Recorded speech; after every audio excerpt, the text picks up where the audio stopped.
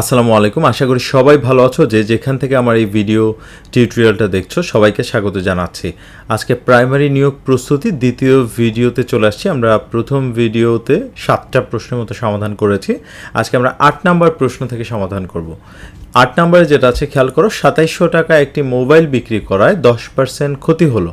মোট ক্ষতির পরিমাণ কত টাকা?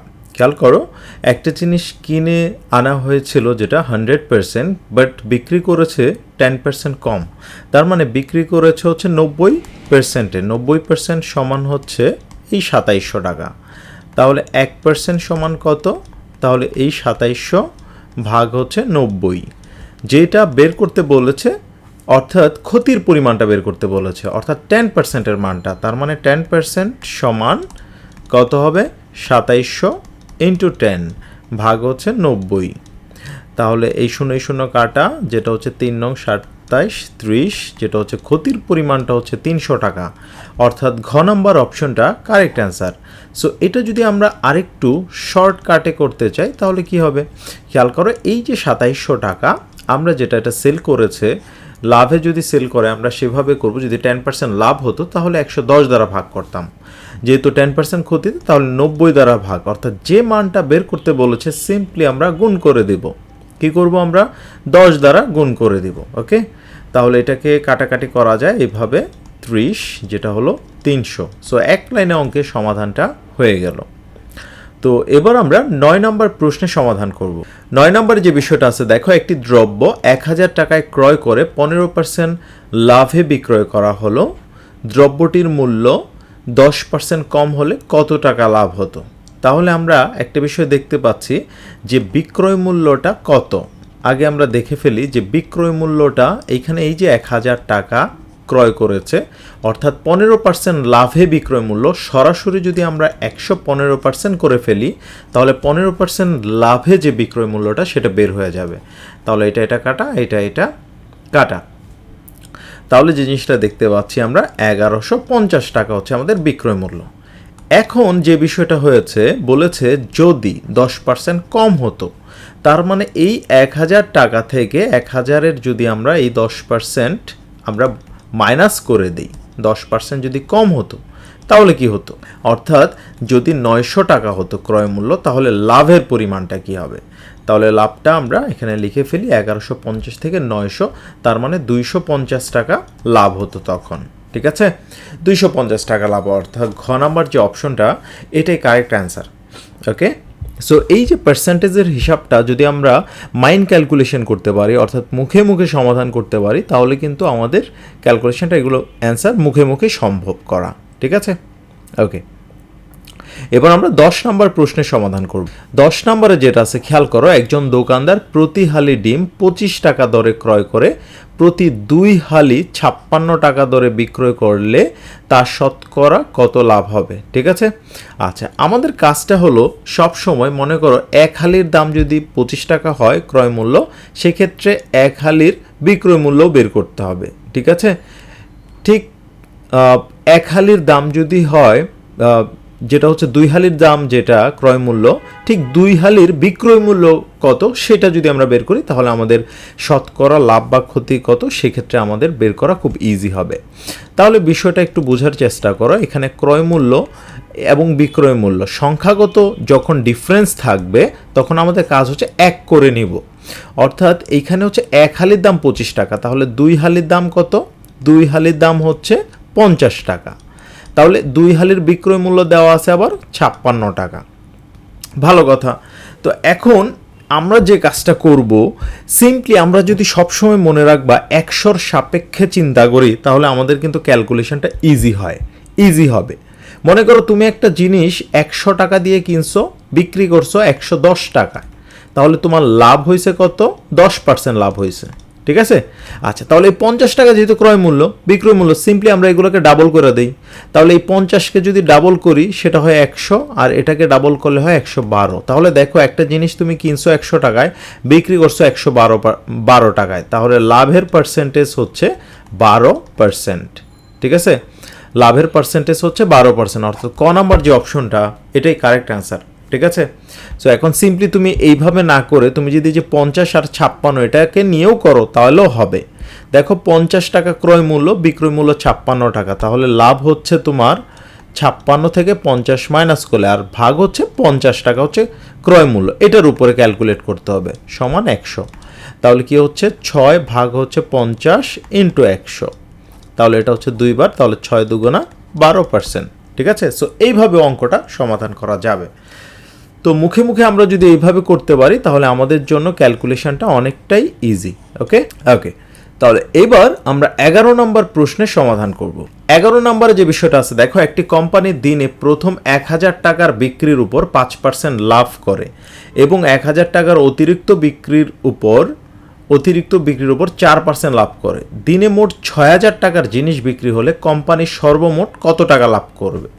তাহলে দেখো এই 1000-এর উপরে যেটা হচ্ছে 5% লাভ, তাহলে কি হচ্ছে 50 টাকা হচ্ছে 1000-এর উপরে।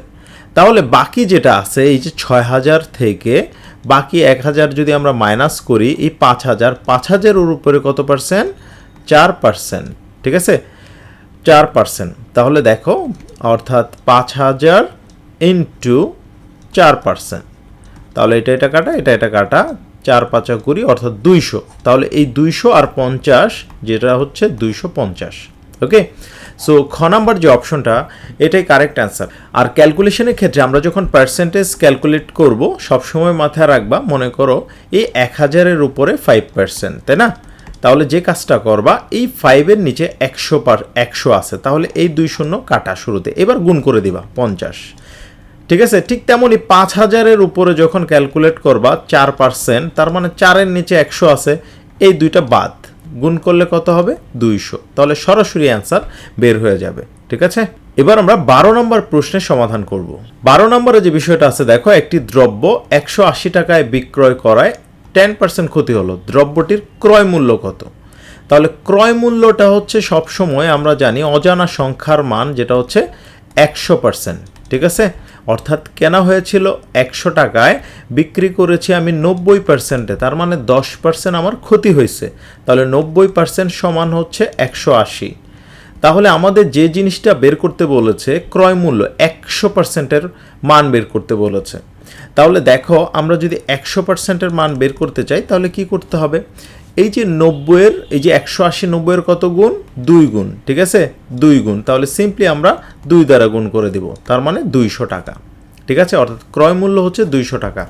গ নাম্বার যে অপশনটা এটাই কারেক্ট অ্যান্সার। এখন তুমি যদি এইভাবে না করে এইভাবে করো তাও হবে, 90% সমান 180, তাহলে 1% সমান 180, নিচে হচ্ছে 90, এটা হচ্ছে 2 বার কাটা যাবে, সুতরাং 100% সমান 2 ইন্টু 100, দ্যাট মিনস 200। ঠিক আছে, ক্রয় মূল্য হচ্ছে 200। সো এইভাবে অঙ্ক করা যায়। এবার আমরা 13 নম্বর প্রশ্নের সমাধান করব। 13 নম্বরে যে বিষয়টা আছে, দেখো একটি কলমের ক্রয় মূল্য 10 টাকা, 20% লাভে এর বিক্রয় মূল্য কত?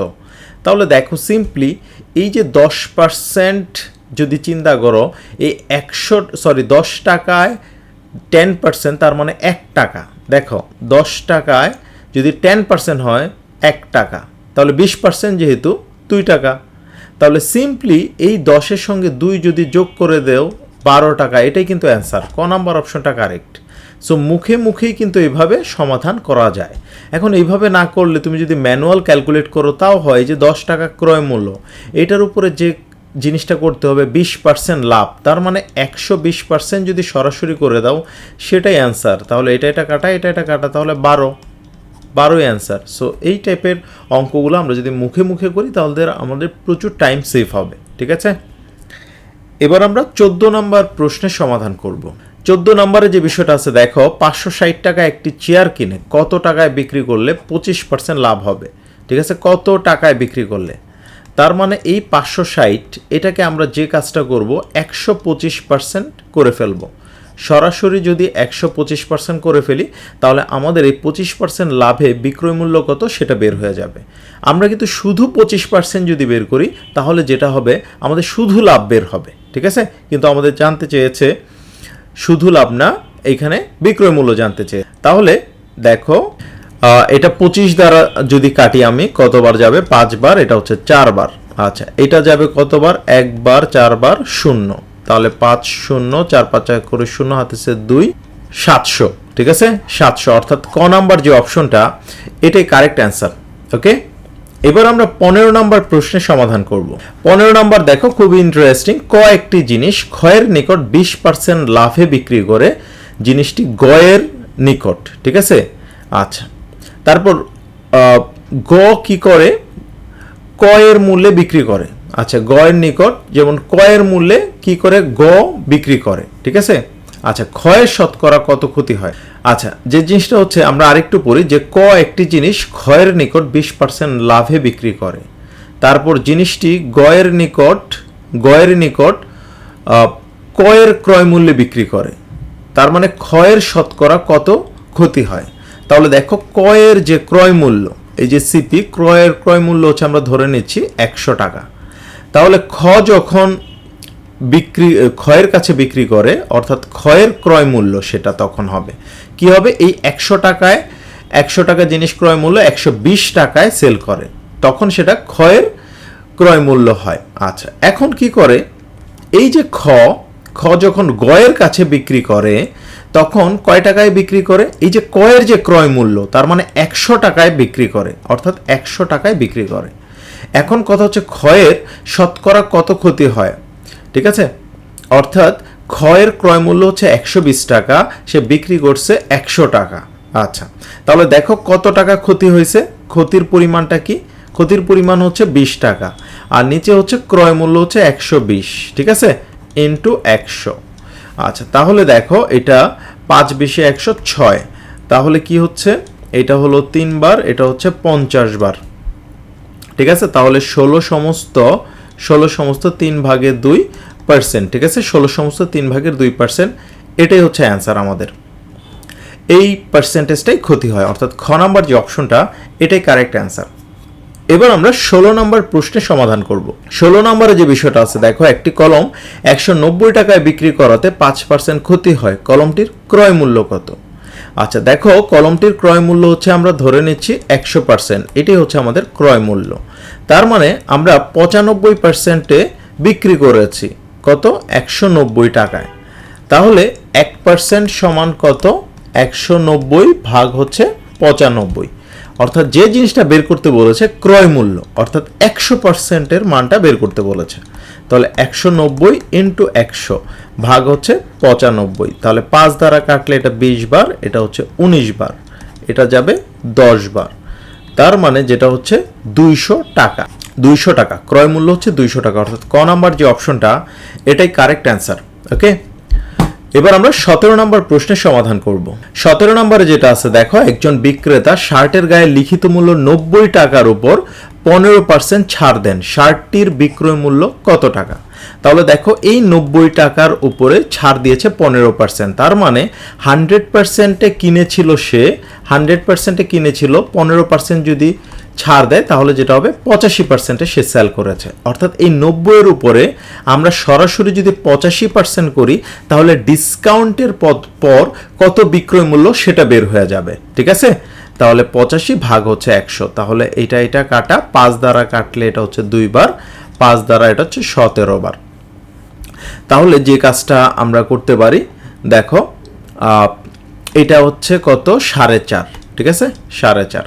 এবার আমরা যদি গুণ করে দিই, এই 45 আর 17, আচ্ছা দেখো 5 7 35-এর 5, হাতে আছে 3, 5 থেকে 5 আর 4 7 28, 33 আর 3 36-এর 6, হাতে আছে 3, 4 একে 7, তাহলে 76.5 দিয়ে 4.5, তার মানে 76.5 টাকা, 76.5 টাকা, এইটাই হচ্ছে শার্টের বিক্রয় মূল্য।